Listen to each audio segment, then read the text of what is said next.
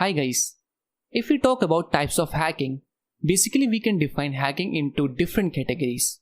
Now based on what is being hacked, there are 5 types of main hacking: network hacking, website hacking, computer hacking, password hacking, email hacking. So the network hacking means gathering information about the network with the intent to harm the network system and hamper its operations using various tools like telnet, NSLookup, ping, trusted, etc. Website hacking means taking unauthorized access over a web server database and make a change in the information. What is computer hacking?